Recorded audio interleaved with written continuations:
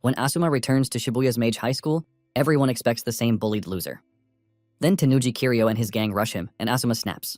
He drops the thugs with simple moves, and when Kiryu fires a banned Hellfire Cannon, the whole class screams. But Asuma doesn't even flinch. With one spell, Particle Veil, he tears the attack apart like it's nothing. Seconds later, Kiryu and his crew lie unconscious on the floor. They never stood a chance. Asuma is a legendary Archmage reborn 3,000 years later in a student's body. In the magical kingdom of Grangaya, a legendary Grand Archmage rose to fame as the hero who led humanity to victory in a brutal otherworldly war. His unmatched mastery of magic and leadership saved countless lives and restored peace across the land, earning him respect, admiration, and eternal gratitude, or so he believed. During a grand celebration held in his honor, the king suddenly announced a shocking decree. The very hero who saved the world was to be banished. Although the king acknowledged his achievements, he claimed that the Archmage's overwhelming power was far too frightening to keep around now that peace had been restored.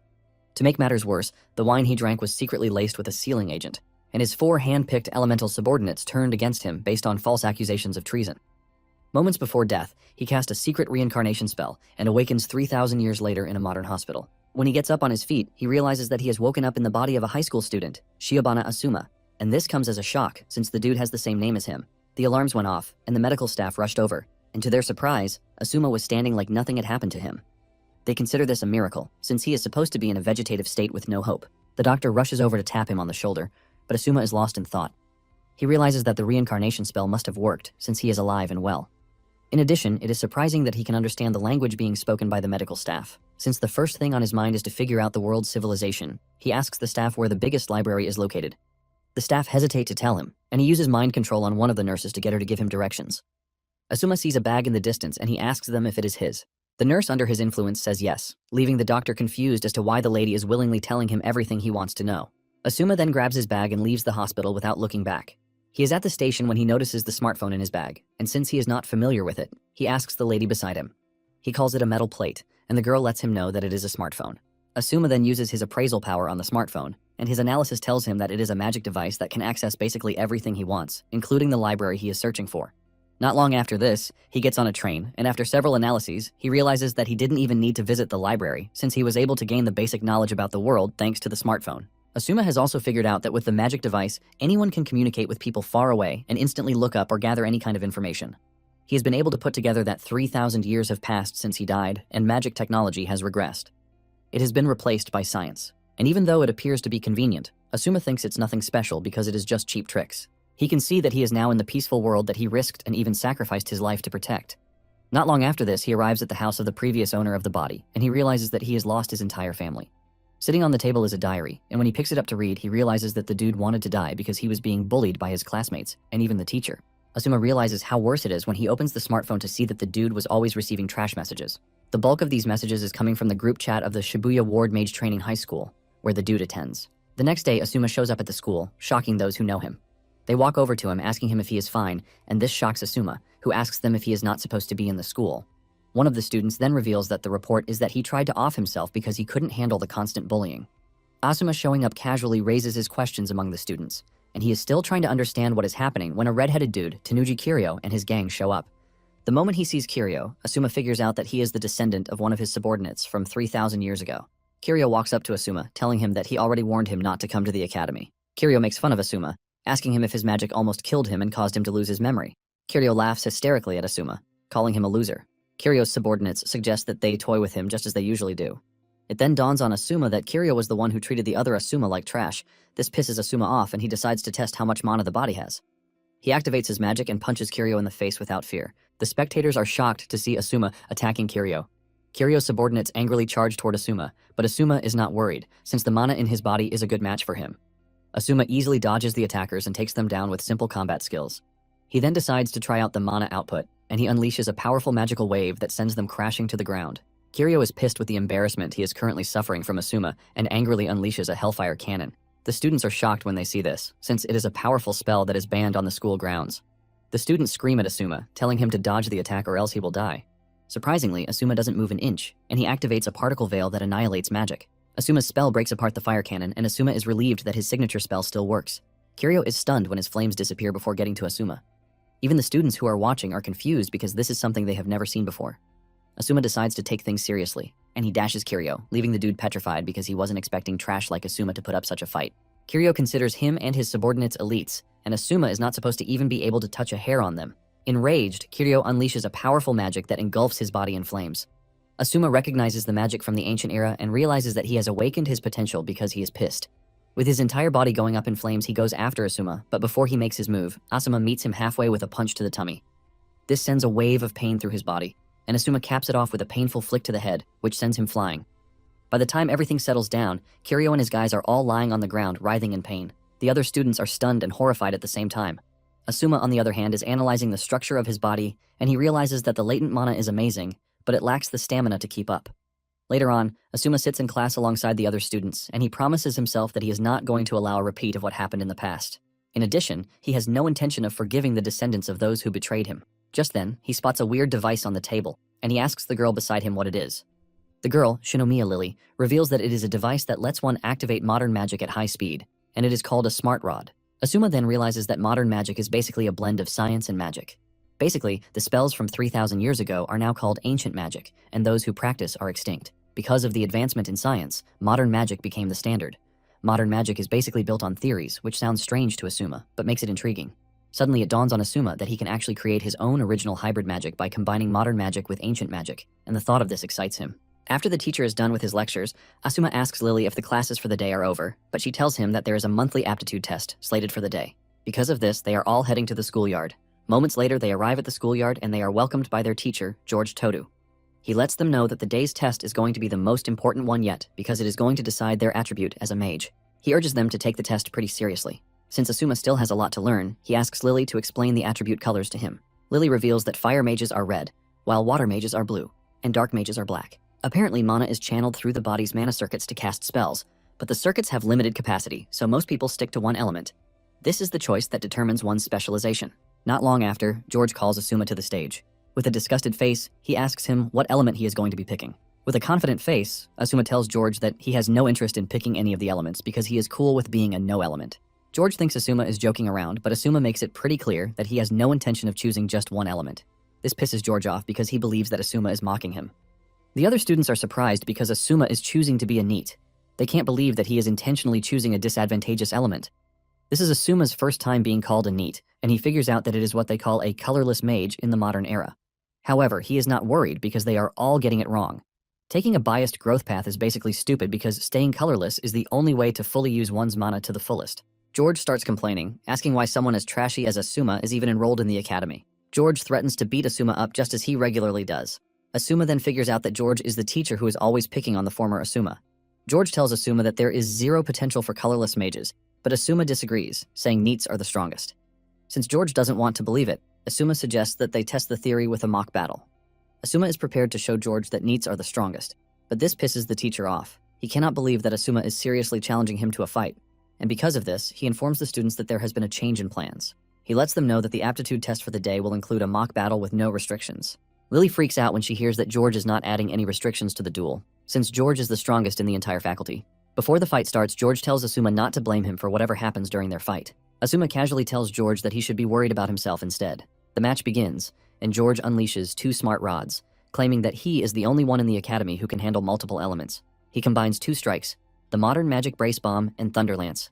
Everyone believes Asuma is done for, as the attacks move directly toward him, but to their greatest surprise, he casually blocks the attack with a barrier spell. George watches in horror because what is happening right in front of him is nothing short of impossible. George hurls another wave of attack at Asuma, but he still blocks it effortlessly. This shocks George and even the students who are watching. George continues throwing all the attacks that he can, but Asuma slowly walks up to him while parrying all of his attacks. George starts to panic and he screams at Asuma, telling him not to come any closer. Asuma confidently walks up to him, and he crushes his smart rod before placing his hand on his shoulder and unleashing a painful attack on him. Asuma tells George to confess everything he did to everyone, or else he is going to turn him into dust. Realizing that Asuma is not bluffing with his threat, George starts to confess. He reveals that he always looked the other way when Kiryu and his gang were bullying Asuma. Even when Asuma confided in him, he still beat him up for it. The students are horrified and disappointed when they hear this, and they quickly rush over to get the headmaster. George crashes to his knees, and Asuma looks down on him while asking him how he feels about losing to a colorless mage. Because of the fight against George, Asuma becomes a scary force in class because he now looks like a completely different person. After the class for the day, Asuma turns to Lily again to talk to her, shocking the girl. Asuma thanks Lily for her help earlier on, and Lily's face turns red from extreme blushing. Asuma makes it even worse for Lily by going close to her and asking her if she is willing to go out with him. Lily's entire world goes into shock when she hears this. With her face totally red, she subtly agrees to go out with him. However, reality soon dawns on her when she realizes that Asuma means something else. He only wants her to show him around the school and the important places that he needs to know. After showing him around, Asuma thanks her for her help, and she feels like a total idiot for getting her hopes up. She fails to bottle in her emotions, and she starts to rage until Asuma asks her what the problem is. She quickly replies that nothing is wrong, and to cover up for her emotional mistake, she takes Asuma to the best building in the school, the magic analysis room. Lily lets him know that students can use the room as long as they apply for it. Asuma then tells Lily that she can now end the tour because he understands everything clearly. He thanks her for the help and assures her that he is going to repay her for the help one day. Lily is blown away by all of these, forcing her to ask if the dude is really Asuma. She confesses that Asuma has been a totally different person since the day started. Asuma admits that he might appear different since he just woke up the day before and his memories are a bit jumbled. He then apologizes for making her worry. But deep down, Asuma is impressed that Lily is able to figure out that something feels off. Once this is settled, Lily leaves and Asuma stays behind in the analysis room. Asuma places his hand on the computer and asks it to analyze the ancient and modern magic. Asuma is confident that with the computer, he can develop a new and original hybrid magic. Asuma smiles as he can't wait to use it the next day. Suddenly, a dude appears beside him, asking him if he is Asuma. This comes as a shock to Asuma because he didn't even sense the dude's presence. The dude introduces himself as Izuya Katakura, and he is one of the S4. Asuma is confused about what the S4 means, and Izuya reveals that it means the strong four. Basically, those in the group are considered the strongest in the academy, and Izuya is one of them. Izuya tells Asuma that he heard about how he took down Kiryu, who is also a member of the group. What surprises Izuya is the fact that he is a colorless mage. However, Izuya confesses that he is not pissed that Asuma beat Kiryu up because he is not a fan of the things he does. Because of this, Izuya tells Asuma that he would like them to be friends. He stretches his hand to Asuma with a big smile on his face, and Asuma takes a moment before shaking him and accepting the deal. In the process of shaking each other, Asuma realizes that Izuya has cast some sort of weak spell on him, and he assumes that it is a tracking spell. Instead of getting pissed by this, he is impressed because Izuya is able to cast modern magic naturally without using a smart rod. In addition, he can clearly see that he is a descendant of his past comrade, the Mage of Wind. After they are done exchanging handshakes, Izuya turns around to leave and Asuma smiles brightly because he is basically accepting Izuya's challenge. The next day, Asuma heads to the faculty room to make reservations for the analysis room, and he is given 1 hour, which is 3 p.m. to 4 p.m. During the lecture that day, Asuma fails to concentrate as he can't wait to visit the magic analysis room. After school, he heads straight for the room. Asuma focuses on the ancient magic, the Grand Panel, which is a form of ancient magic that he used back in the day. It is a procedure where mana is taken from the atmosphere and then condensed in the mana frame within the body. Once the magic that the mage wants to activate has been determined, the mana is transferred from the mana frame to the execution frame, and the magic circle finally formats the unstable process into a fixed pattern. Basically, the precision and beauty of a magic circle are proportional to the skill of the mage. The mana flows through the magic circle designed by the caster, and when it is released from there, the magic activates. Ancient magic, on the other hand, can only be used by those who are chosen. This is basically because mana cannot be refined in the body without magical talent. However, things appear to be different in the modern era because the internal mana frame and execution frame have been replaced by an organ called the mana circuit, thanks to the invention of the smart rod. The smart rod automatically injects mana into the body's mana circuit and artificially generates a magic circle to activate the spell. To put it simply, they were able to create a more generalized process, making it possible to activate magic without any innate personal differences. However, due to the manualization of the procedure, the power of the magic has decreased when compared to ancient magic. And just as expected, without the smart rod, there is no way to use magic. With all of these, Asuma figures out that creating the hybrid magic that mixes ancient and modern technology is the ultimate goal. However, to do this, he knows that he has to master modern magic to the highest level so he can conquer all the attributes. He plans to use the quantum computer to run the calculations for the basic theory of his hypothetical hybrid magic. Asuma inputs his data, and once he is done, he decides to get himself a drink and wait until the calculation results are out. Suddenly, he gets thrown into a magical space where he finds himself falling. He quickly figures out that he is currently under attack by someone who wields modern magic, but the problem is that he can't see the person. Just then, it dawns on him that there is only one person who has slipped past his radar, and this is Izuya. Asuma cannot believe that the dude is already making his move when he suggests that they become friends. Since Izuya doesn't mind attacking him, Asuma plans to teach him what it means to be his senior. Since there is no way Izuya could have teleported him to the sky, Asuma figures out that it is a recognition-altering spell to make him perceive it that way. This is the same type of magic that Izuya used in the past, and Asuma is surprised that he hasn't changed. Nonetheless, Asuma is curious to see what will happen if he continues free-falling. Just then, a bunch of artificial magical beasts appear out of nowhere. Asuma is forced to cast a barrier spell, and he figures out that he is going to be stuck on the defensive if he can't pinpoint where Izuya is hiding. Asuma plans out his move and decides to use deceleration magic to stop his fall. But suddenly he realizes that he is falling into a magic mine. This is when he realizes that Izuya has already placed countermeasures in the magical space, which will always react to the spell he activates. Asuma comes to the quick conclusion that he needs to destroy the mines before they explode, causing a chain explosion. Asuma believes he has everything under control until he suddenly finds himself levitating in an empty space with no atmosphere, making it hard for him to breathe. He is still dealing with this when a bunch of explosions rock the space, and this is when Asuma finally decides that he's had enough. Asuma soon realizes that he is at risk of suffocation and dying if he doesn't make a move quickly. To cap it off, the magical space is intricate in its construction, just like a work of art. Since he knows how Izuya operates, he is pretty sure that he is hiding somewhere and watching, so he can witness his death. This means the whole space is not autonomous, so Izuya is definitely nearby and watching through a peephole. Asuma concludes that his way out is to find the peephole, and he surrenders himself to a 100% focus mode. Izuya sees this and believes that Asuma is finally giving up, but at the same time, he is not ready to pull back. Suddenly, a large explosion rocks the space, and this is thanks to Asuma channeling all of his concentrated mana into his execution frame and unleashing it at once. Izuya is shocked when he sees this, but Asuma doesn't hold back as he continues to expand his massive magic circle. He plans to expose the anomaly within the space and pinpoint Izuya's observation point by doing this. After some moments of doing this, he finally locates Izuya, and he wastes no time exploiting the space. He breaks apart Izuya's magic and he finds himself in the magic room again. With this, he confirms that Izuya was using a recognition-altering magic. Asuma then leaves the room to find Izuya, where he is sitting. Asuma walks up to him, asking him why he would want to harm him when he told him earlier that he would like them to get along. Izuya jumps up excitedly, telling Asuma that he is everything he imagined him to be. Izuya talks about how easy it was for Asuma to break through the illusion magic and cast levitation magic without a chant. Izuya tells Asuma that he is an incredible person for being able to do this. Izuya continues dancing around as he compares Asuma's technique to the best art in the world. He tells Asuma that he is incredible, and he would like to understand his magic circuits. Suddenly, Izuya's face changes as he tells Asuma that what he loves most is seeing something beautiful get destroyed. Before Asuma can react, he realizes that Izuya has gotten a step ahead of him again and he has fallen into another spell of his. Izuya then activates his magic spell, Meteor Fall, and a bunch of construction materials from below levitate into the air to start falling on Asuma in an attempt to impale him. Even with a number of sharp materials coming at him, Asuma maintains his cool. Just before the spikes descend on him, he manages to create a barrier to block them. However, Izuya makes fun of him, telling him that he wants to see how long he is going to hold out. Izuya continues hurling several materials at Asuma, forcing him to keep evading, and without a doubt, he realizes that Izuya is trying to corner him. Before Asuma knows it, he finds himself in the middle of construction materials that are aimed to finish him off. Asuma continues holding on, but Izuya makes fun of him, telling him that he is reaching his limit already. Izuya then takes things further by pulling an airplane toward Asuma's location. Izuya aura farms in the air while telling Izuya that he is in his world. Izuya tells Asuma that he is curious to see how he is going to block his latest attack. Asuma raises his hand in the air, but at the same time, he focuses his attention on his surroundings.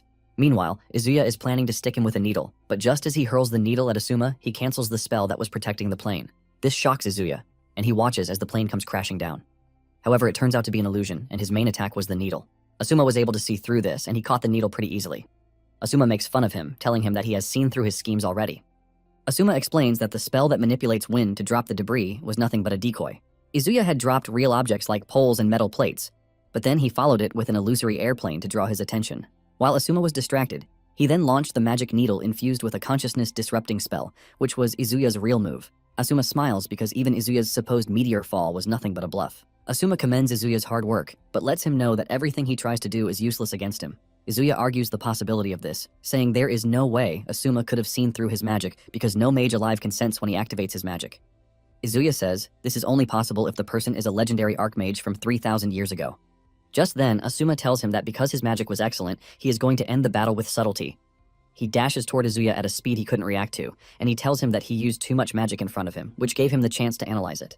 Asuma places his hand on Izuya's chest and unleashes a magic circle that sends a vibration of pain through his body. The magic effect kicks in, and Izuya screams in pain before passing out cold.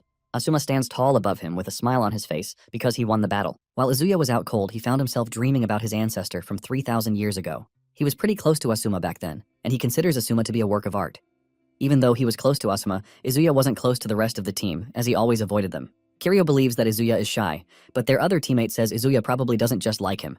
Apparently, Izuya doesn't get along with the others because they don't appreciate art, and Izuya is not one to mess around with people like them. Just when things were getting very good between him and Asuma, he is suddenly informed by one of his teammates that the king has given a royal decree concerning the fact that Asuma is a traitor. Izuya doesn't want to believe this because he doesn't think there is a possibility of Asuma betraying them. His teammate tells him that this is true, since the king has the power of foresight, and it has never been wrong. This breaks Izuya's heart, since he considers Asuma to be a work of art, and he wonders why he would risk everything to betray the kingdom. Izuya is questioning this when he wakes up in the infirmary.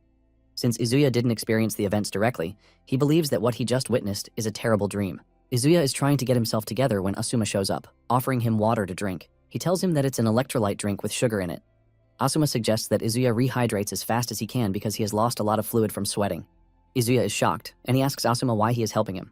Asuma mentions that Izuya took his spell head-on, and there was no way he would have come out unscathed. Nonetheless, he lets him know that his magic circuits are still stable, and it doesn't seem to have caused any lasting harm. Just then, Izuya notices a towel in Asuma's hand, and this is when it dawns on him that Asuma has been taking care of him while he was out. With a bright smile on his face, Asuma tells Izuya that he did it because he doesn't want to lose a talented mage. With a subtle voice, Izuya thanks Asuma for his help, and he lets him know that not everyone in S4 is like Kiryu. Izuya admits that Kiryu's magic power is extraordinary, but at the same time, he doesn't agree with his ideas. Izuya then reveals that he wanted to see just how strong Asuma is for him to have been able to defeat Kiryu. Izuya then bows his head to Asuma to apologize on Kiryu's behalf because of everything that he has done to him. Asuma smiles, and he tells Izuya that he doesn't seem like a bad person. He then tells Izuya that he is just going to forget that he ambushed him. However, in exchange for this, he wants them to make a deal. Izuya asks him what the deal is, and Asuma tells Izuya that he wants him to quit S4 and join him to create a new faction at the academy. Asuma is ready to take this risk of recruiting him, since he doesn't have his memories from 3,000 years ago. Asuma has already figured out that he is going to need allies if he's going to achieve anything in this current era. Asuma lets Izuya know that he is counting on him to walk with him toward the future that he is aiming for. Izuya is completely blown away and honored by the offer. He wastes no time getting off the bed, and he kneels in front of Asuma, telling him that he is ready to follow his lead. Asuma is surprised by Izuya's conduct because he clearly remembers the Izuya from 3,000 years ago doing the same thing. Just then, Asuma lets the nurse know that he can see her peeking from behind the door. The lady quickly steps out, saying she didn't mean to. Since he is done with Izuya, Asuma prepares to leave. Before leaving, he gives the nurse a chart that analyzes Izuya's magic circuit. Asuma tells her that she can use this as a reference, and the moment she stares into the chart, she almost loses her mind. She can't believe just how insanely detailed the chart is. She screams at Asuma to stop, and she asks him if he will be willing to join his research institute as a special student. Asuma turns around, smiles at her, and rejects the offer, telling her that he is fond of the academy already. After leaving, Asuma heads to the magic analysis room because he got sidetracked a bit, and he needs to continue with his research. After the computer is done analyzing everything he suggested, the computer comes up with a conclusion that his theory is recommended for presentation at academic conferences as a new magic system. Asuma is pleased that his hunch was right, and he heaves a sigh of relief because this lays a foundation for the hybrid magic that mixes ancient and modern methods. Asuma figures out that the next thing he will do is to tweak each magic formula to fit specific uses. After this, he will adapt them to magic circuits, and he also needs to verify their compatibility with elements. Because he has a lot to do, Asuma realizes that the magic analysis room might as well become his second home. Asuma plans to outdo all the ancient magic that he has learned and then create a revolutionary magic. The following day in class, the teacher decides to call on Asuma because there have been suspicions that he is cheating since his grade suddenly went up. The teacher tells him to come forward to solve the question that is on the board. The teacher gaslights Asuma into stepping up, and Asuma confidently walks up to prove them wrong that NEETs are not trash. Asuma picks up the chalk and he starts solving the equation down to the last-minute detail, shocking the teacher and even the students. Asuma even explains how the equation came to be and what it is used for. Apparently, it was the same equation that led to the invention of smart rods, and when the teacher hears this, he is completely overwhelmed. He has no choice but to tell Asuma that he is right, and he tells him to go back to his seat. The teacher is left in a daze because Asuma just solved a problem that is meant for those in the university. As he returns to his seat, Lily cannot keep her eyes off the cool and chill dude. During lunch, the majority of the class walks up to Lily, begging her to talk to Asuma so that he can be friends with them. Realizing that they won't let her breathe unless she does so, Lily finally agrees to talk to Asuma. Lily then asks Asuma if he will be free after school so that they can go to the cafe in Ebisu with the rest of the class.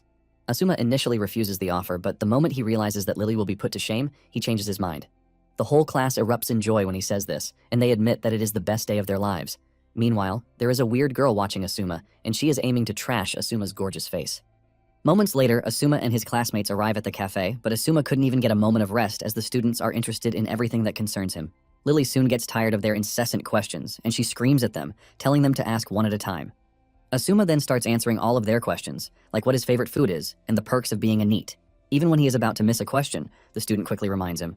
Asuma reveals that the person he is closest to is Lily, and the moment he says this, he sends Lily almost fainting, but she tries to keep her cool so things don't end up like before. However, she takes out her emotions on the cup that she is holding, squeezing it so hard that she spills all the contents of the cup. Asuma still finds a way to leave her flustered by comforting her because of the spilled drink. Lily then tells Asuma that the students are curious about him, since none of them offer any elite courses. Apparently, their full meaning for NEET is not in education, employment, or training. However, they are all convinced that this is not the situation in Asuma's case. In fact, they believe it is more like neat, skillful, clever, and amazing. Asuma smiles when he hears this, and he tells the students that they might be right. Lily cannot believe that Asuma is actually cool with everything they have been saying so far. As they leave the cafe, they make sure to exchange contact information with Asuma, and this provides another round of excitement for them. Meanwhile, there is someone spying on Asuma and sending his live locations to their boss. Asuma soon notices the presence of this person, and he tells Lily to be cautious. Suddenly, a bunch of elite students pop up in front of them. Asuma demands to know why they are there, but they remain silent until a car pulls up in front of them. The students then create a passageway for whoever is inside the car. When the car door opens, Asuma's classmates panic because the dude stepping out of the car is one of the S4.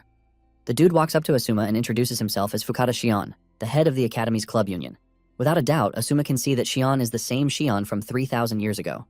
Shion then tells Asuma that he heard about how he helped Izuya out, and since the group can't keep owing favors, he decides to challenge Asuma to a magic duel. Lily is shocked when she hears this, and Asuma turns around to ask her if she knows what a magic duel is. Lily is horrified when she realizes that Asuma doesn't know Jack, and she whispers in his ear telling him what a magic duel is. When Asuma takes too long to give his answer, Shion unleashes his scary battle aura to intimidate Asuma. Asuma analyzes the aura and realizes that it is a fighting spirit, which is aimed at him and the rest of his classmates.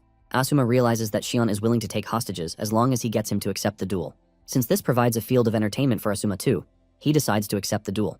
The moment he agrees to the duel, Shion sheathes his sword and he tells Asuma that the duel will take place the next morning at the Academy's central arena. Asuma smiles because he is not worried a bit, and he is prepared to show Shion why he is much better than him. Later on, Asuma finds himself in a lucid dream, and from inside the dream, he is able to dive into his subconscious and hidden thoughts. Asuma considers a big opportunity to dig into the original owner of the body. He remembers that when he reincarnated, there was a small amount of unused mana that remained inside his body's magic circuits. Since he hasn't touched it, he believes that he can read the original owner's thoughts if he looks through it. He also believes that there is going to be a remnant of past Asuma inside his thoughts. To do this, he figures out that he needs to use magic to extract his spirit, but he remembers that there is no ancient magic for this. Being the genius that he is, he decides to make one for it. He jumps on the idea and he starts putting together everything that should make it work, and he does this. He smiles because he is literally creating new magic inside a mental space. Asuma is confident that he is going to be the only one who will do this in history. Just as expected, Asuma is able to pull it off and draws out the body's thoughts. The young Asuma freaks out when he sees a carbon copy of himself standing in front of him, and he demands to know where he is. However, his head starts banging and he crashes to his knees in pain. Asuma figures out that the memory synchronization between the young Asuma and the body has started. All the memories start flooding in, and Asuma realizes that he tried to off himself in his room, which is why he ends up losing consciousness. After this, he landed in the hospital and fell into a coma from which he was not supposed to wake up. He asks Asuma if everything he just saw is correct, and Asuma says yes. He lets him know that he is currently borrowing his body, and he apologizes for this. However, the young dude doesn't mind, since he would have remained in a coma if not for him. The young Asuma then asks Asuma why someone from 3,000 years ago reincarnated into his body. Asuma took his time to explain, and when he did, young Asuma almost lost his mind. Asuma also added the story of how Kiryu and the teacher were bullying him. However, Asuma has defeated them already and has taken down other strong opponents too. Asuma reveals that he is doing all of these to protect their body. Young Asuma freaks out when he realizes that he would have become a mini celebrity at the school. However, he doesn't think this is a problem for him anymore, since he is dead already. Young Asuma then reveals that he finally remembers how it all happened. When he was in a coma, a meteor shower passed close by, and the meteors were being sucked into a massive black hole. However, inside the black hole is a speck of light that caught his eye. He narrates that the light was flickering as if it was struggling, and he decided to take the place of the light. Young Asuma dived in, and he kept falling. He realized that he was someone who wanted to die, but lived, while old Asuma was someone who wanted to live, but ended up dying. Young Asuma smiles, saying it probably happened the way it was supposed to. However, old Asuma disagrees, saying they are two souls sharing a body, and neither of them can exist as Asuma on their own. With confidence, Asuma tells young Asuma that they are currently in their story, and he promises to make his dream come true. Young Asuma smiles, and tears drop from his eyes when he hears this. He and old Asuma share a handshake, and he thanks him for the help. Young Asuma tells old Asuma that he is satisfied with the fact that he is trying to help him fulfill his wish. Young Asuma then asks old Asuma if there is anything he can do to help, and old Asuma tells young Asuma about his experience at the cafe. He tells young Asuma that Lily was yelling some sort of weird incantation, like all you changed to white mocha. This has left old Asuma confused, and he asks young Asuma if he can translate this for him. Young Asuma laughs when he hears this, and he tells old Asuma that he doesn't mind helping, but just then his body starts to fade, telling them that their time is up. Young Asuma then thanks old Asuma for bringing him back. Before disappearing, he tells old Asuma that he is going to continue taking a peek at their story. When Asuma wakes up, he knows that young Asuma is nothing but a lingering thought, but at the same time, he wants to fulfill all of his wishes. Meanwhile, at Shion's residence, he is seen sitting in front of a giant crystal, known as Wurtzite nitride orichalcum, which is mined only in the mountains owned by the Fukada family for generations. It is basically the hardest metal on the planet, and after Shion is done meditating, he slices the metal into shreds with his sword. Just then, the weird girl, who was stalking Asuma earlier, shows up at Shion's training ground. It turns out that she is also one of the S4, and she is Mizuhara Miyune. Miyune is impressed at just how effective Shion's sword is because it is able to cut through the material like it is nothing. Shion then tells Miyune that he has already watched the video she sent to him, and he is surprised that Izuya and Kiryu lost the way they did. Shion mentions that he might be in the S4 just for the sake of it, but at the same time, he held Izuya and Kiryu in high regard. He considers them the embodiments of the Academy's prestige, and because of this, he has no intention of showing mercy to whoever threatens the Academy's prestige. Miyune agrees with him, telling him that if he underestimates Asuma because he is a NEET, he is only going to regret it, just like Izuya and Kiryu did. Shion then whips out his sword, and he swears by the moon in the sky that he is going to defeat Asuma.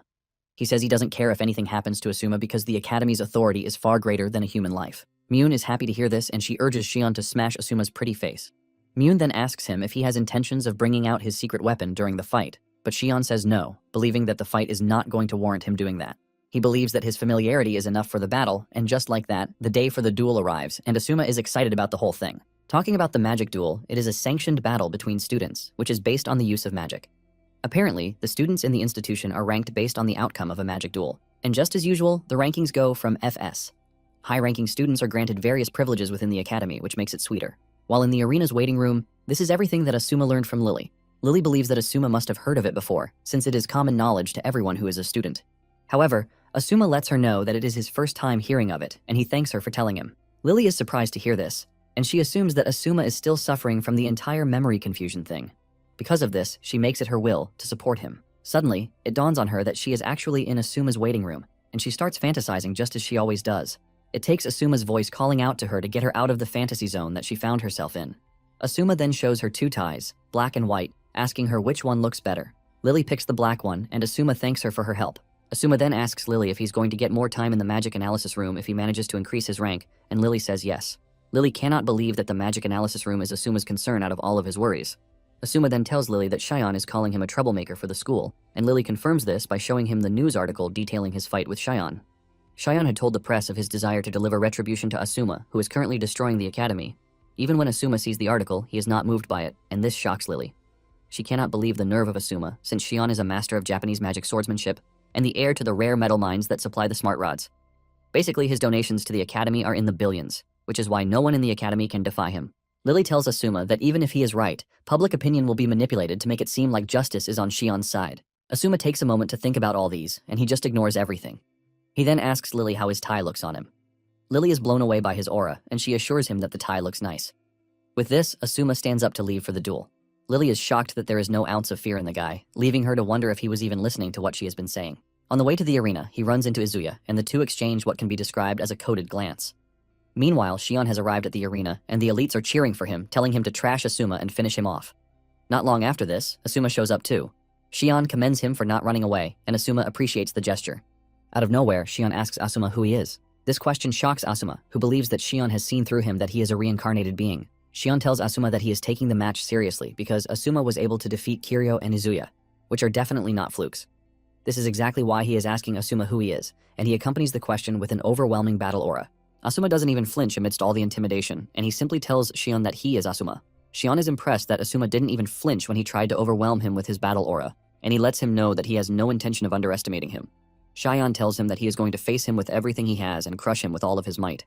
Asuma smiles when he hears this, telling Shion that this is exactly what he was hoping for, and he assures him that he is not going to hold back either. Just as the referee is about to start the match, Shion tells him to wait. Shion then tells Asuma that he is prepared to show him mercy because it is customary for the noble Fukata family. Shion tells Asuma that if he submits his letter of withdrawal at that instant, he is willing to let him off with a loss by default. And this way, Asuma would not get hurt, but it would be a shame that the students that have gathered would have came for nothing. Shion asks Asuma what his decision is, and Asuma turns to the referee to ask him something too. Asuma asks Shion how his rank would be if he wins the match. The referee reveals that Shion is currently an S-rank student, while Asuma is an F-rank. This means Asuma will shoot up to A-rank if he manages to win the duel.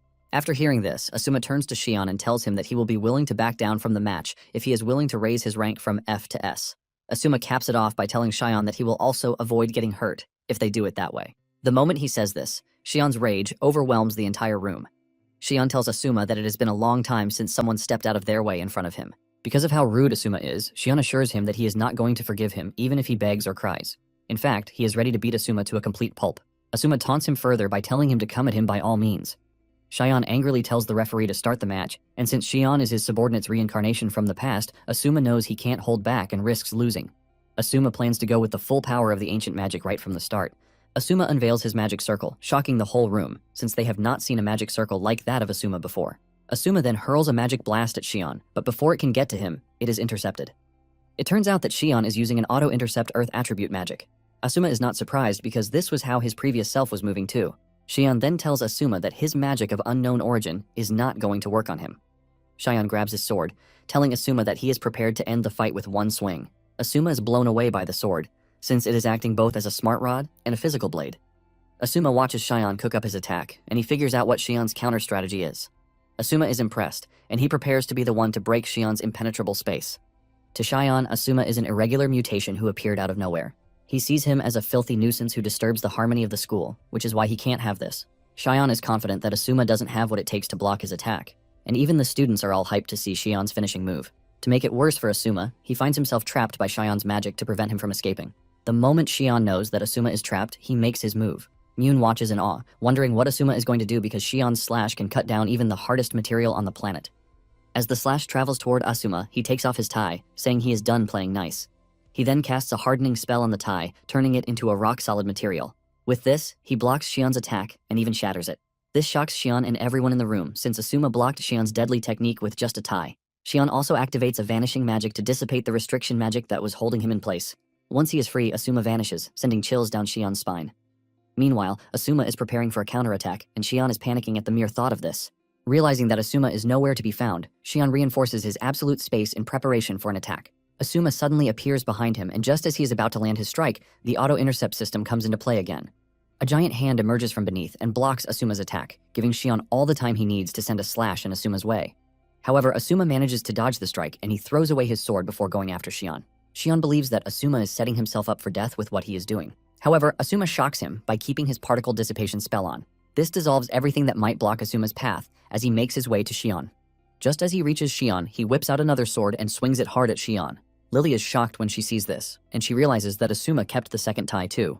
Shion finds himself struggling against Asuma's overwhelming strength, but Asuma commends him for holding on, since he planned to end the fight in just a strike. Shion also admits that Asuma is the first to get close to his domain, and because of this, he plans to unveil his secret sword technique for the first time.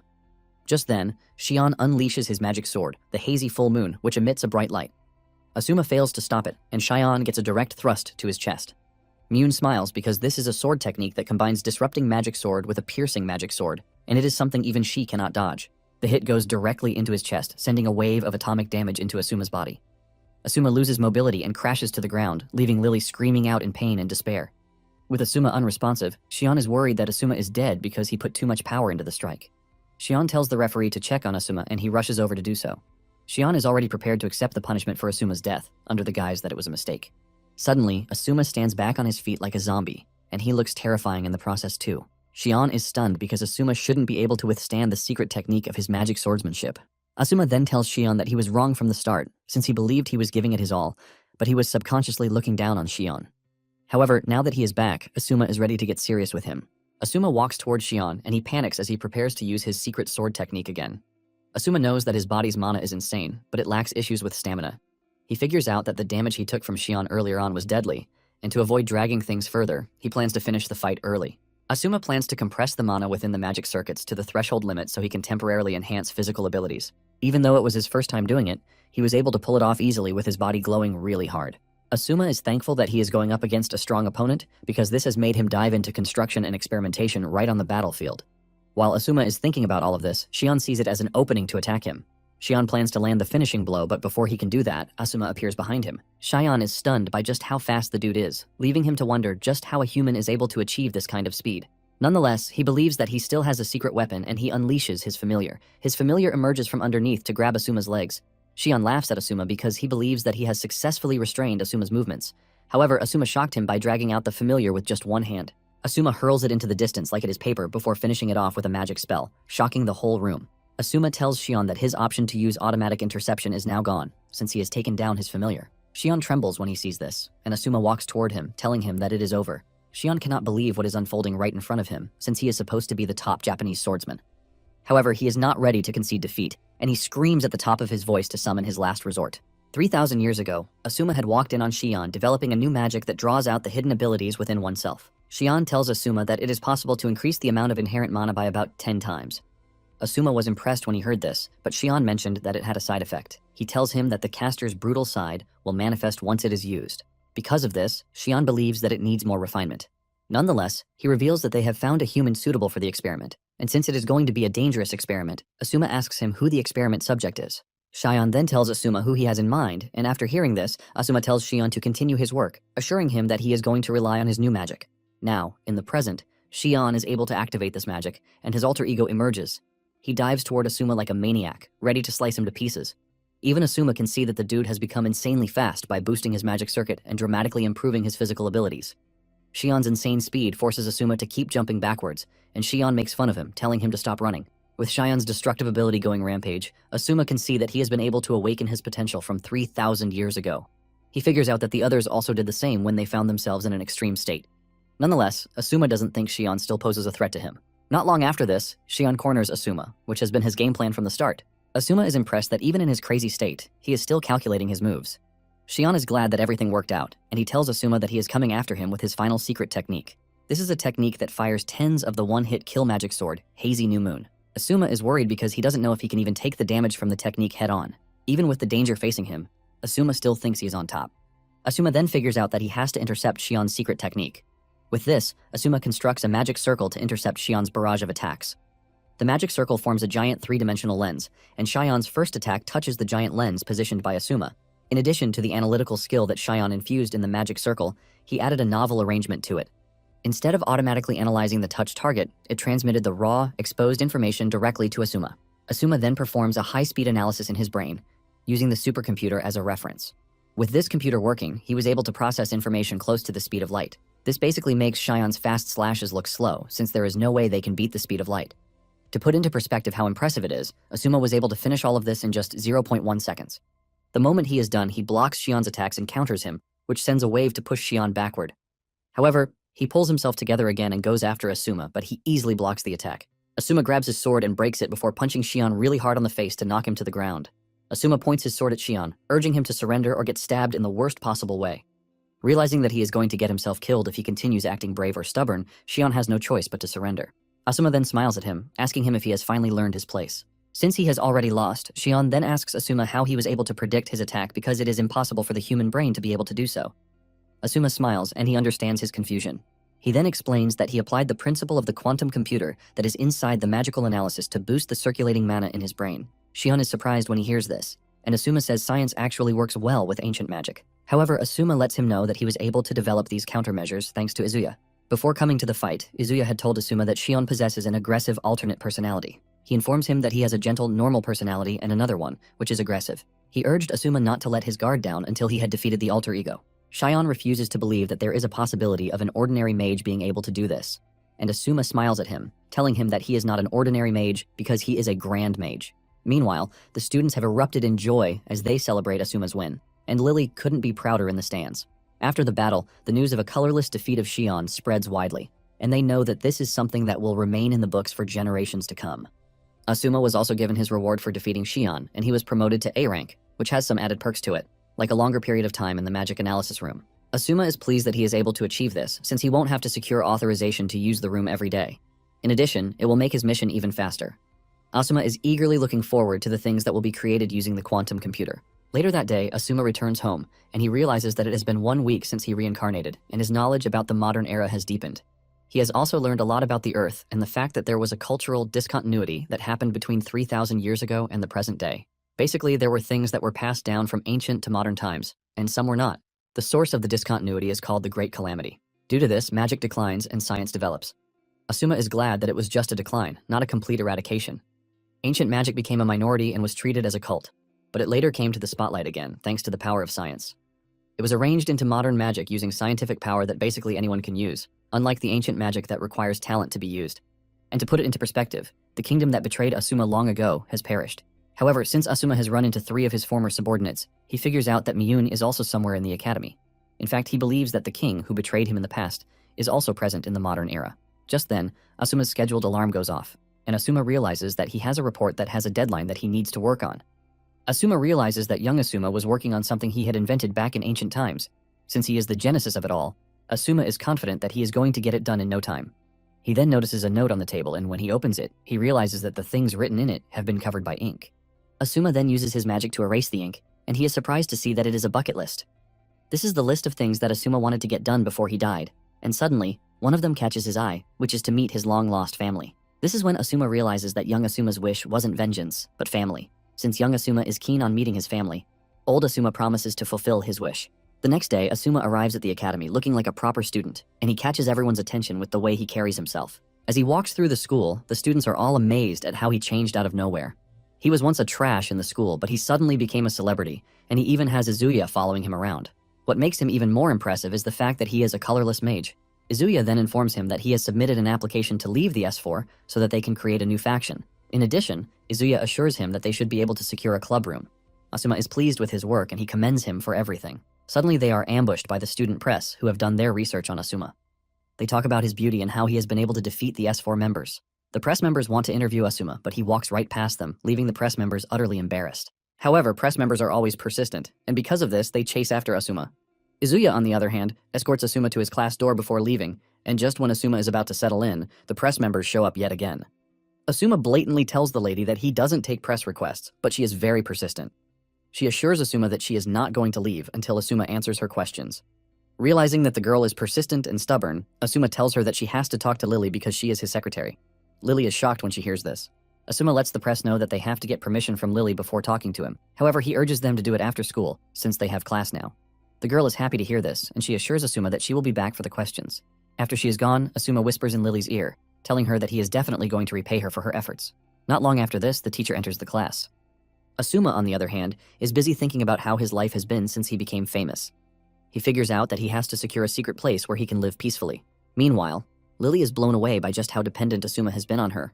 This leaves her fantasizing about who Asuma's lover is yet again.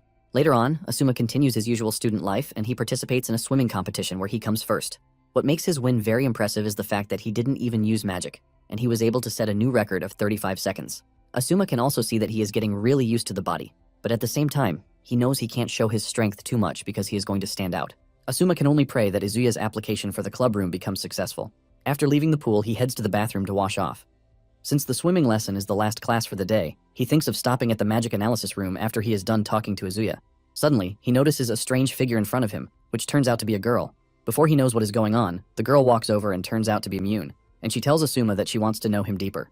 Asuma immediately becomes cautious because he can see that the person in front of him is not an ordinary person. Asuma tries to play it cool, telling Miyun that she is currently in the men's bathroom. However, Miyun argues that she is in the right place. Asuma then suggests that she leave before the other boys enter to find her. However, she lets Asuma know that they are the only ones there. Asuma turns around and realizes that everything is already different. Even the students have vanished, and he quickly realizes that something is wrong. He wonders if it is a magic attack, but he basically figures out that he is in a precarious situation. He decides to analyze the situation better, and to do this, he concludes that putting distance between himself and Miyun will work out just fine. Asuma dashes over to the door, and as he prepares to rush through the locker room, he suddenly hears Miyun behind him. This leaves him shocked and confused as he tries to figure out what is actually going on. He wonders when she was actually able to catch up to him. Suddenly, Miyun appears behind him, telling him to get some clothes on because his body is tempting. Asuma ignores her and focuses on trying to understand what is actually happening. He initially thinks it's teleportation magic, but he trashes the idea, since he can't confirm any trace of an incantation. He decides to play along and figure out what her game plan is. While putting on her clothes, Miyuni notices that Asuma is standing cautiously, and she urges him to stay calm, because if she wanted to hurt him, she would have. She tells Asuma that she just wants him to know everything about her before he makes his decision. Asuma is confused by this, since he doesn't know what she means by knowing everything. After making sure she has sent enough fear into his body, Miyun finally introduces herself, telling Asuma that she is an idol with over 3 million followers. She introduces herself in the most fashionable way, but this doesn't get a reaction out of Asuma, who just stares at her blandly. Deep down, he is trying to figure out her moves because he is familiar with her moves from 3,000 years ago. Asuma knows how dangerous it is for him if he is unable to figure out Miyun's secret. Since he doesn't notice any sign of ancient magic, he wonders if she was able to acquire a new magic after she resurrected. Miyun soon notices how tense Asuma is and she decides to tell him about herself. This is basically the reason she wanted to be alone with him. Miyun starts by citing examples of animals like praying mantises that always eat their male counterparts. She mentions that there are many creatures in the world that eat their male counterparts, and she considers this a useless and dumb behavior. Miyuna then reveals she, on the other hand, wants to be dominated and consumed by a superior male. However, she doesn't want a weak male because she wants to be dominated by a strong man who can surpass her. She mentions that she can smell the superior odor coming from Asuma, who was able to defeat the other 3 members of the S4. Out of nowhere, she adds that Asuma is a sadist. Asuma is shocked when he hears this because he doesn't know what is giving her such an idea. Mune believes that they are a match, and this is why she wants to test out his strength. She unleashes a slash very close to Asuma that cuts his hair. This sends a chill down his spine because he knows that he would have died, since he couldn't sense the slash. This leaves him trembling because he doesn't want to believe that her speed surpasses that of Shion's sword slashes. Asuma trashes this idea, saying there is another trick behind it. Mune smiles at Asuma, urging him not to disappoint her, and Asuma, on the other hand, finally pulls himself together to properly unravel the mystery behind Mune.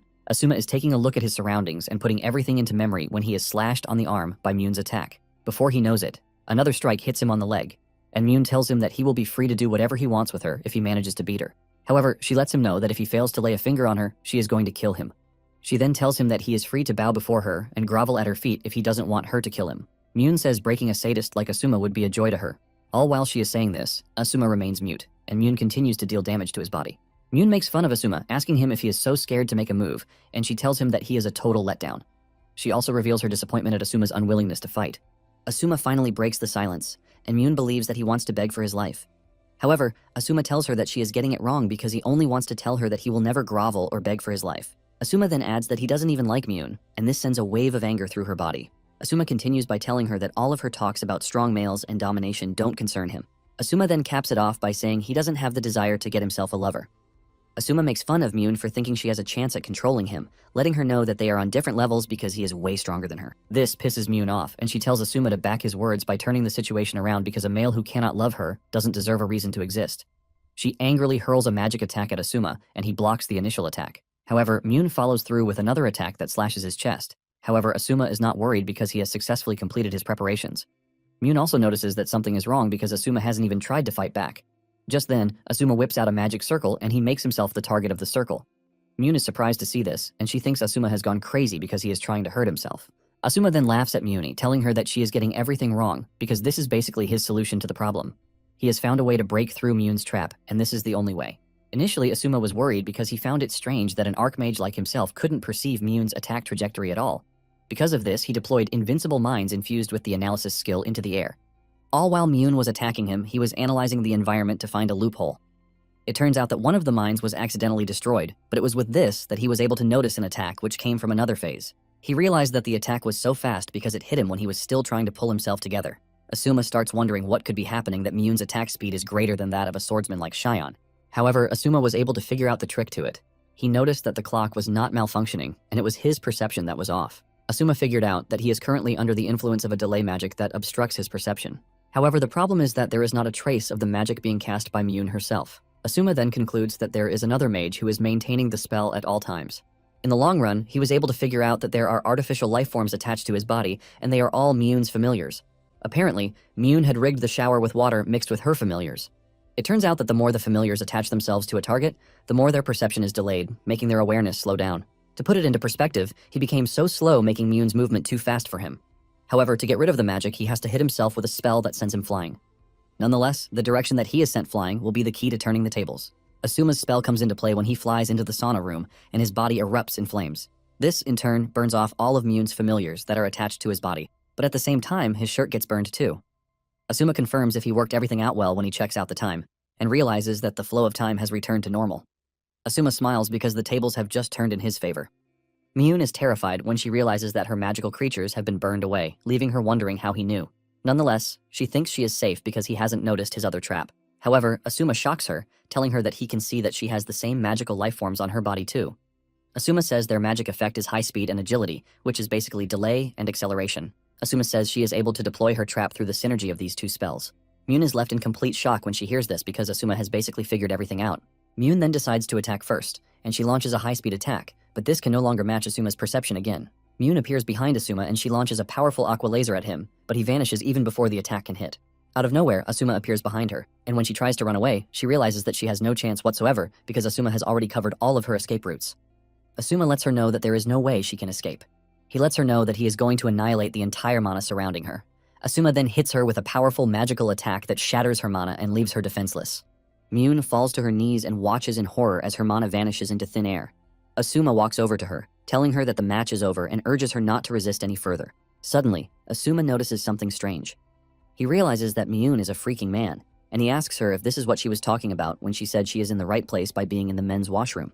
Miyun confesses and says she can alter her body shape by controlling the water within her, but because the mana has been depleted, her true self has been exposed. However, she lets Asuma know that her feelings of being dominated by a strong man are not a lie. Miyun tells Asuma that he is free to laugh at her, but Asuma shocks her by placing a towel on her. Asuma apologizes to her, saying destroying her clothes was not his intention. Miyun is blown away and cannot believe her eyes as Asuma bows to her, apologizing to her. She then asks him why he is treating her like a girl, and Asuma reveals that gender knows no gender. In fact, he is willing to help her repair her smart rod, and Asuma smiles while telling her how he was able to see through her attack. Miyun's face turns totally red when she realizes that Asuma is a complete gentleman. Asuma then reminds her of what she said about giving herself over to whatever he wants if he is able to defeat her. Since he has managed to defeat her, he tells her that he has an order for her. Asuma says he has things that he wishes to accomplish at the academy, and he needs her talent for magic design because it is exceptional. Asuma then makes his wishes clear. He tells Miyun that he wants her to leave the S4 and join his faction. Miyun then reminds Asuma that he said he didn't like her. Asuma confirms this, saying he actually doesn't like her, but he likes the fact that she is reckless. However, he doesn't dislike her either, and this statement leaves Miyun totally red-faced. Asuma then suggests that they get a spare uniform before anyone shows up. He also lets her know that they have things that they need to discuss. Just like an overly excited kid, Miyun acknowledges his greatness by calling him Sir Asuma. Later on, the Academy's headmaster is seen receiving his familiar in his office. Surprisingly, she looks awfully similar to the king from 3,000 years ago. He asks his familiar if it was able to gather useful information for him. The familiar then projects its findings on the screen. The familiar was able to capture the fight between Asuma and Miyun, and this shocks the headmaster. The moment he sees Asuma, he realizes that he has seen him somewhere before. He remembers that Asuma tried to off himself some time ago, but after he miraculously woke up, he has been making some insane moves. After taking a closer look, the headmaster quickly realizes that Asuma is the same Asuma from 3,000 years ago. He figures out that young Asuma's attempted self-harm was what gave old Asuma the chance to reincarnate into his body. The headmaster is surprised that Asuma was reborn in this era, and he concludes that the chain of fate that binds them has been forged. However, he is prepared to sever the chain and cut ties with Asuma forever. The headmaster is pleased with his familiar's work, and he gives him a high-quality magic stone made by the Swaragi Corporation as its reward. The familiar happily takes the magic stone and it consumes it. Sometime later, Asuma is seen in class reading his notes, while the teacher talks about philosophy and the pioneers of philosophy, like Socrates. It appears that the teacher is only wasting his time because the entire class is focused on the elegant Asuma. At the same time, Lily gets a message from the press club telling her that they are going to interview Asuma that very day, no matter what happens. Not long after this, the class ended, and the teacher was just happy that it was all over without a hitch. Lily then tells him that she would like to speak to him about the press club. Asuma realizes that he has somehow put Lily in a tough spot, but it was the only thing he could do at that moment. Asuma then tells Lily that she is a big help to him, and she hasn't forgotten his promise to reward her. Lily almost explodes from blushing when Asuma says this. Asuma makes it worse when he walks up to her and tells her that he would like them to get along even better. Lily accepts this, but she is confused as to what he means by this. After saying this, he turns around to leave, while Lily is freaking out where she is. Asuma then makes his way to the magic analysis room with the intention of creating a revolutionary magic that very day. The moment he steps into the room, he notices that something is different, and just then, a girl emerges in front of him. Asuma stays on his guard until the girl suddenly bows to him, calling him her master, while also apologizing for keeping him waiting.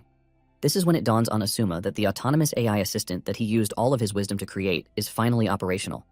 Apparently, he was working on the AI as a side project for his new magic development. Asuma expresses his surprise that the AI came out quickly enough. He touches her cheek to confirm that she has a holographic body. The AI then tells Asuma that the simulations are already complete, and she lets him know that she can reproduce thousands of patterns inside the room concerning the new magic he is developing. Asuma is happy to hear this, and he suggests that they start immediately. The AI bows to Asuma as she acknowledges his order. It turns out that Asuma only wanted to create the AI to understand modern magic, but he ended up creating something high-end than he expected. Asuma initially thought modern magic was trash, but after learning more, he realizes that the magic is actually decent. Asuma figures out that the AI will grow into something more powerful and dependent if he continues teaching her everything that he knows. And when it comes to general knowledge, he plans to rely on Lily. After she is done with the entire simulation, she suggests that they try it out in real time. She engages the computer, and it starts calculating everything that is needed. Before Asuma knows it, the whole process has run deep into the night. Asuma is thankful that he was promoted to A rank, which gave him more time to stay in the magical analysis room. Just then, the AI tells Asuma to get at least 8 hours of rest because her scan shows that he is fatigued. Asuma agrees with her, saying he has been fighting repeatedly since he got reincarnated. He admits that the modern world is highly stimulating, and he has somehow found himself engrossed in it. Asuma then thanks the AI for the advice, but she doesn't think she deserves any praise because she is just a source code. Asuma disagrees with her, saying her routine is human itself, and since he was the one who designed it, he surely knows this. It then dawns on him that she needs a name. Asuma remembers that her GPU was German-made, and he decides to take a German name for her. After thinking over it for a minute, he settles for Val, and Val humbly accepts the name. She even blushes, and when Asuma sees this, he points out that this is part of what makes her human. Moments later, Val tells him that the simulation is almost complete, and with the way Asuma is looking at it, it appears that it is going to work. Just then, an emergency message comes in for Asuma. Asuma asks Val who the sender is, and he is shocked when he learns that it is the Academy's headmaster. The headmaster tells Asuma to come to the headmaster's office immediately, and this leaves Asuma wondering why he has been summoned. Since it is the headmaster, he figures out that he can't ignore the summons. Asuma then tells Val to continue with the simulation. He also tells her to run a certain program code, and after she is done, she is to send the materials to Azuya in his name. Val acknowledges the order and gives him directions to the headmaster's office. As he steps away from the room, Asuma has no idea that he is being watched by the headmaster's familiar. In a flashback from 3,000 years ago, warriors are seen engaging the otherworldly creatures, the Omega. The warriors have lost loads of comrades, but they refuse to back down because if they do, the kingdom is going to suffer. Suddenly, the enemy starts to prepare for a coordinated attack, which would wipe out the stubborn warriors. Even in the face of danger, the warriors remain steadfast, and just as they are about to meet their maker, Asuma appears out of nowhere, blocking the attack and wiping out the Omegas at once, using a devastating force. When the dust settles, the warriors thank him for his help, and he tells them to report the situation to the Senate. Asuma looks around, and he berates himself for not being able to save the dead warriors. Moments later, his subordinates join him on the battlefield. The four are also pissed that they got there late, which caused the death of countless warriors. Izuya then suggests that they take solace in the fact that they wiped out the invaders. Mune expresses her concern about the creatures since she can't find them in the magical encyclopedia. Shion reveals that the creatures appeared out of nowhere, as if they came from another world.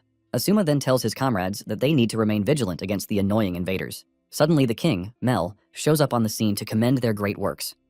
Asuma immediately bows to him to welcome him, and the king urges him to get on his feet. Asuma urges the king to leave the area because it is dangerous, and Mel assures him that he is aware, but he has to see the situation with his own eyes. And he thanks Asuma for his help because he was able to witness the invaders firsthand. Asuma reveals that everything happened just the way Mel said it would, and even though there were casualties, the invaders have been stopped. Mel commends Asuma for his great work, and he suddenly notices that he is cut on the arm. Asuma tells him not to worry about it because it is just a scratch, but Mel ignores him. He tears a section of his robe and uses this to wrap his arm, shocking Asuma. Mel tells Asuma that since he has no powers, aside from his foresight, helping Asuma is not a big deal to him. Mel mentions that it is his job to protect the people of the kingdom with his power. Apparently there is a legend in the kingdom about the magic staff and the Book of Wisdom. Mel believes that Asuma is the staff, while he is the book. Asuma is honored by the king's words, and Mel lets him know that he is counting on him. Now in the present day, Asuma wonders why he is remembering the memory when he is on his way to the headmaster's office. Moments later, Asuma arrives at the office, and he is told to enter. However, he is surprised when he enters the office to see that there is no one there. Suddenly, a magic circle appears below and above, and he finds himself in another location. He realizes that he has just been sent away, using teleportation magic. He is still trying to understand his situation when he sees the headmaster's familiar staring at him in the distance. This is when it finally dawns on Asuma that he has fallen into a trap. Asuma is still trying to understand what is happening when a giant robot equipped with a Gatling gun emerges from under the headmaster's familiar. The moment he sees this, he realizes that the headmaster is also out to get him. Since the old dude is also against him, Asuma has no plans to show him mercy. However, Asuma could see that there was no sign of magical energy from the robot and the familiar, which could only mean that the headmaster didn't see him as a huge threat. Suddenly, a bullet is fired from the gun, and Asuma slightly dodges the bullet. The bullet hits the wall behind him, ultimately destroying everything behind him. Asuma is shocked when he sees this because the bullet is actually infused with magical effect, but there are no signs of magic activation.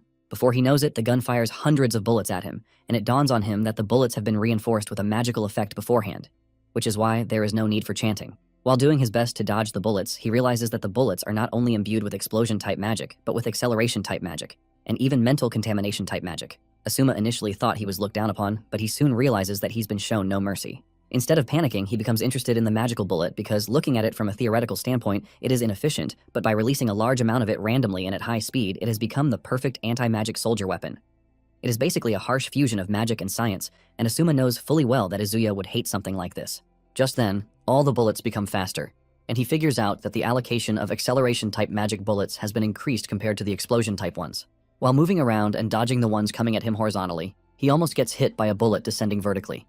He notices this on time and tries activating his barrier magic, but to his surprise, this doesn't work, and he gets hit in his right arm.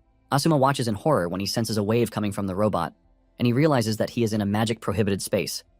This is basically why his magic was prevented and nullified. It soon dawns on Asuma that the space can give way to powerful attacks as long as it doesn't require chanting, which further points to the fact that the headmaster is quite the strategist. However, Asuma knows that in order to prohibit the space, a prior system specification is required, and it appears to be a countermeasure based on the prediction that Asuma would use annihilation magic.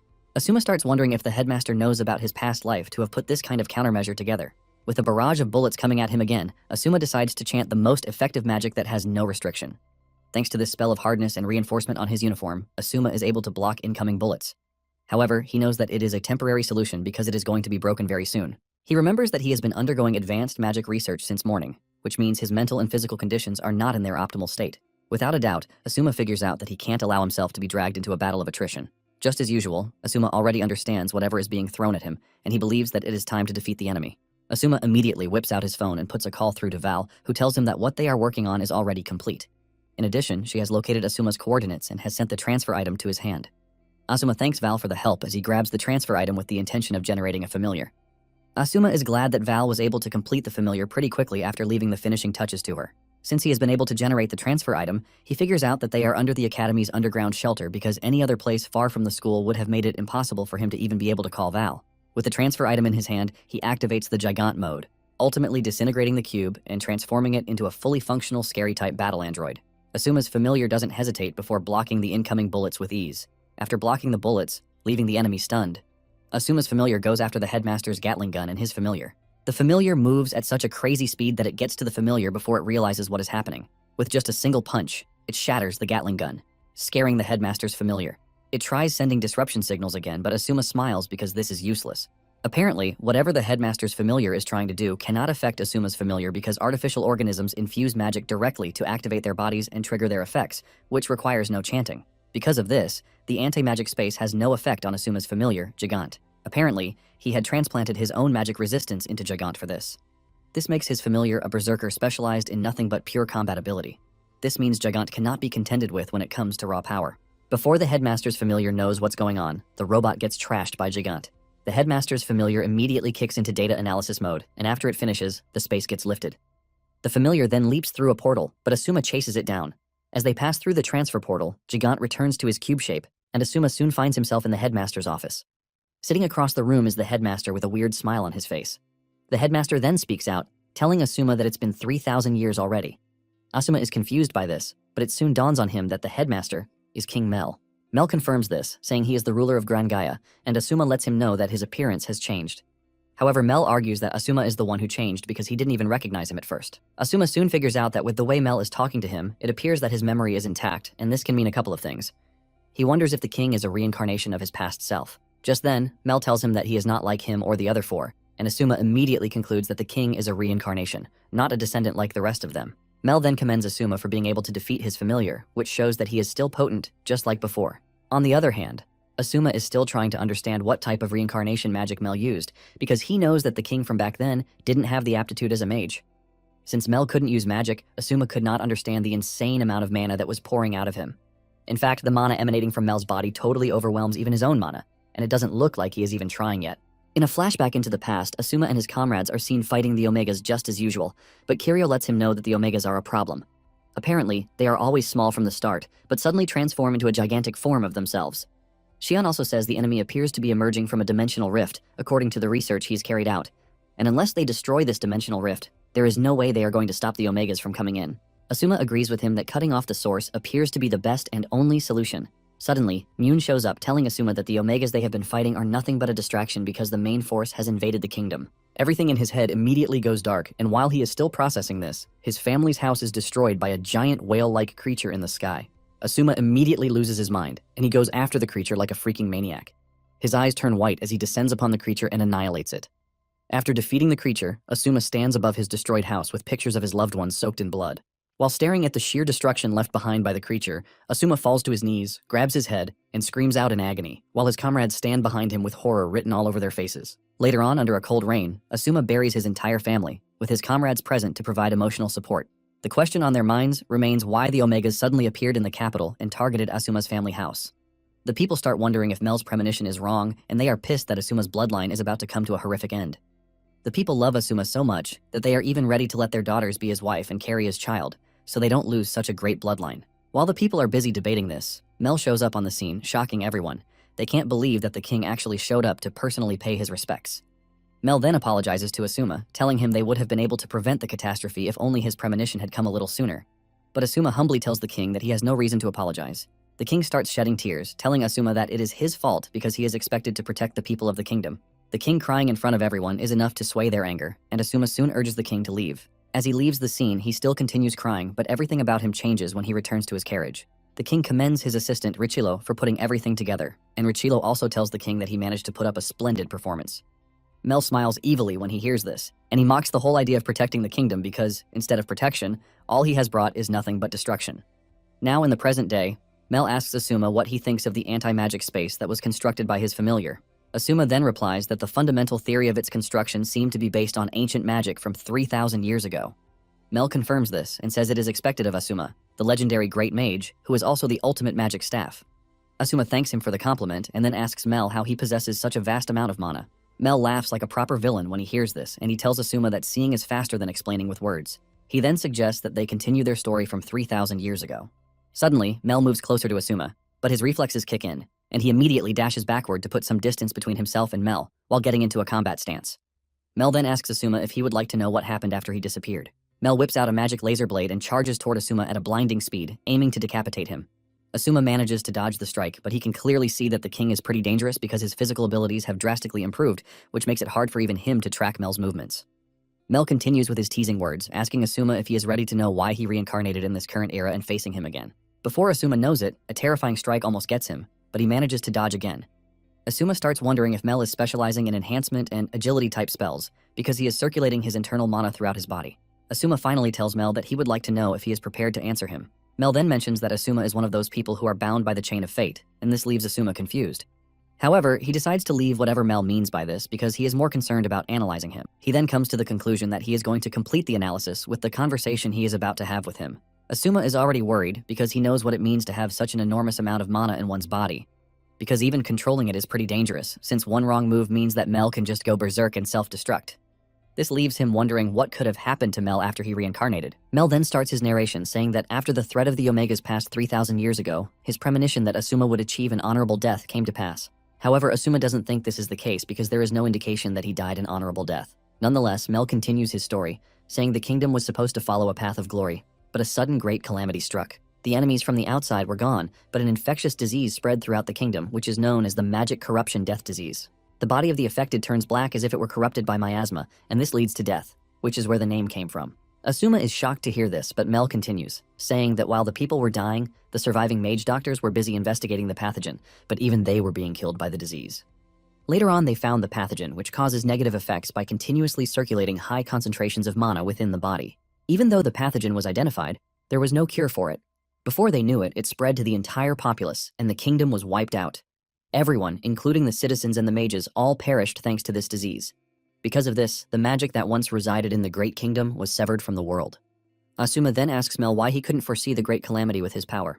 Mel replies that he was already on his deathbed and was not in a state to use his true power, but while he was dying, he saw his final future prediction. The world was eventually rebuilt by a small number of humans who escaped the kingdom and lived scantily.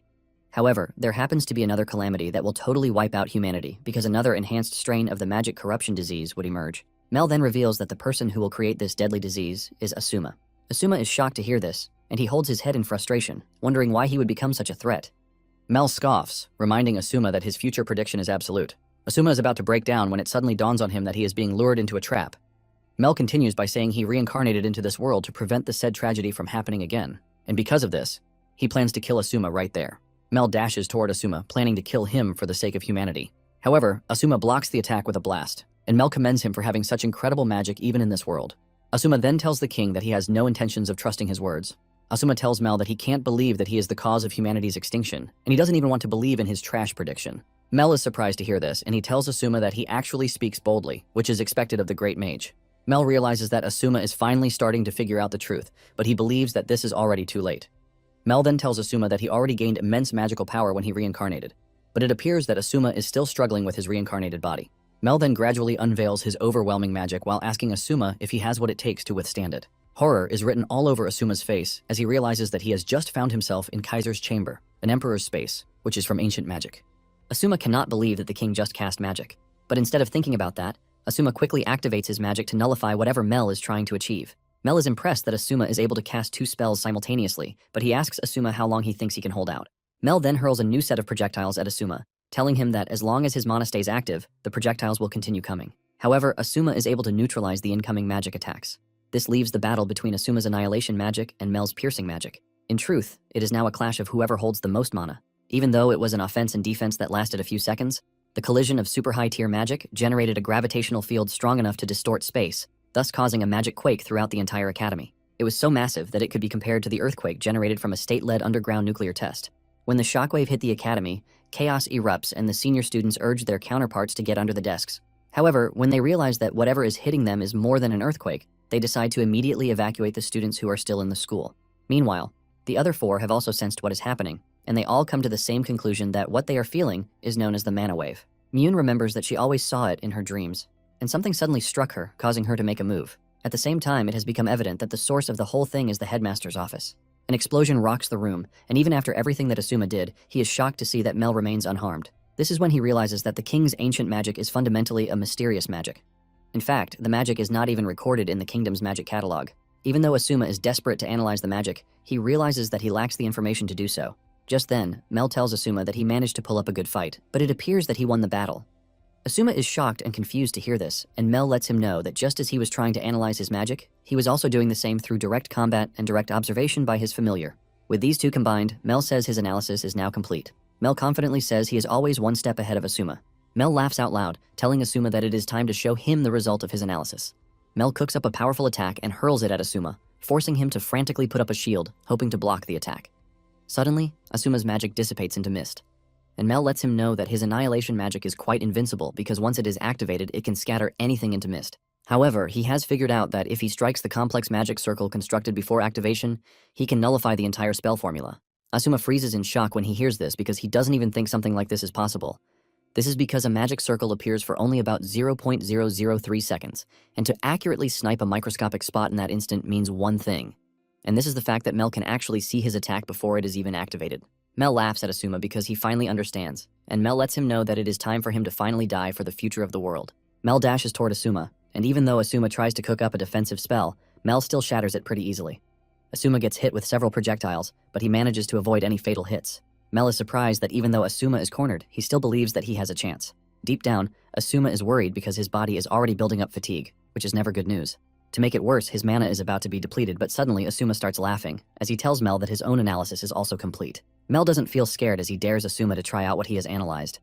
Mel hurls a bunch of projectiles at Asuma again, and Asuma figures out that he cannot defend against them, but the only choice is to turn them against him. Asuma is determined to win no matter what it costs, because he wants to avenge what happened in the past. Asuma then creates a magic circle, and to Mel, he believes that Asuma is only losing his mind in the face of danger because all he is doing is a desperate move. Mel then taps into a more dangerous type of unique magic that was reserved for the kingdom. He considers this the supreme spell, which actually doesn't allow him to cast any other magic, but he believes that the sacrifice is worth it because once it is activated, time freezes and he can choose the optimal future from infinite paths. However, this drains a massive amount of mana, which is why he can only use it at the critical moment. With everything happening, Mel believes that he has found the right time to use it. With the magic activated, Mel decides to take his time to see Asuma's trajectory. After seeing the type of move that Asuma has cooked up, he realizes that Asuma has tried modern magic because ancient magic has failed. Mel also checks out the type of spells that he can use during this, and he realizes that Asuma is going for the Purgatory Cannon combined with Meteor Fall. Mel is impressed when he sees this because he finally realizes that Asuma didn't come without a plan. Mel knows fully well that he would have been injured if he had charged in blindly. Since this is the case, he decides to embed a dispel code into his saber so he can cancel Asuma's spells before activation. Once he does this, he plans to cut off Asuma's right arm, which is his source of magic. After this, Mel plans to pierce his heart and ultimately kill him. After putting everything together, Mel smiles because he believes that he has found the right timeline, and he immediately puts his plan into motion. Just as he wanted, he is able to break through Asuma's barrier and he cuts off his right arm. After this, he goes for Asuma's heart with the declaration that he has won. Just as his saber pushes through Asuma's chest, Asuma smiles, telling Mel that he is wrong because the victory belongs to him. Mel is shocked when his lower body starts to disappear, while wondering what just happened. Before he knows it, he gets knocked to the ground with a magic circle pressing him down. Surprisingly, he realizes that it was Asuma's severed arm that generated the magic circle. Mel's saber starts shutting down, and Asuma stands in front of him, looking down on him coldly. Mel screams out in horror, asking why his foresight failed him. Asuma then calmly tells him that his foresight is actually absolute, but the problem is that he cannot see the future after his death. This was the theory that Asuma came up with because he figured out that he could outsmart him once Mel believed that he was dead. Apparently, Asuma intentionally left Mel to sever his right arm by launching a reckless charge, which is why Mel made the desperate move. Just as planned, Mel actually delivered the killing blow and then let down his guard.